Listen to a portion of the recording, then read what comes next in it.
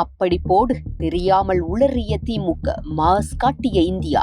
இப்ப தெரியுதா பாஜக பவர்? மேற்கு ஆசியாவான ஈரான், இஸ்ரேல், அமெரிக்கா நாடுகளுக்கான பதற்றம் காரணமாக இந்தியாவில் கேஸ் தட்டுப்பாடு, பெட்ரோல் தட்டுப்பாடு ஏற்பட்டிருப்பதாக தமிழகத்தில் திமுக அரசு மற்றும் கூட்டணி கட்சிகள் எல்லாம் மக்களிடம் மத்திய அரசுக்கு எதிராக ஒரு கருத்தை பரப்பி வந்தது. தமிழகத்தில் திமுக கூட்டணி சார்பாக போராட்டத்தையும் அறிவித்தது. இந்த நிலையில்தான் பிரதமர் நரேந்திர மோடி தலைமையிலான மத்திய அரசு சைலண்டாக சம்பவம் செய்துள்ளது. வளைகுடா நாடுகளிடம் போர் அதிகரித்துள்ளதால் ஹார்முஸ் நீரிணை வழியாக செல்லும் எண்ணெய் மற்றும் எரிவாயு விநியோகம் குறித்து உலக நாடுகளில் கவலை அடைய வைத்துள்ளது. உலகின் பெரும்பாலான எண்ணெய் இந்த கடல் பாதை வழியாக செல்கிறது. தற்பொழுது தடுத்து நிறுத்தப்பட்டிருப்பதால் பல நாடுகள் எரிசக்தி பற்றாக்குறையை சந்திக்கும் சூழல் ஏற்பட்டுள்ளது. ஆனால் இந்தியாவில் எரிபொருள் மற்றும் எல்பிஜி தட்டுப்பாடு ஏற்படாத வகையில் மத்திய அரசு முன்கூட்டியே நடவடிக்கை எடுத்துள்ளது. அதாவது எசென்சியல் கமாடிட்டிஸ் ஆக்ட் சட்டத்தின் கீழ் சுத்திகரிப்பு நிலையங்களில் தயாராகும் புரோபேன் மற்றும் பியூட்டேன் போன்ற எரிவாயுக்களை எல்பிஜி தயாரிப்புக்கு மாற்றி வீடுகளுக்கு முன்னுரிமையாக வழங்க உத்தரவிடப்பட்டுள்ளது.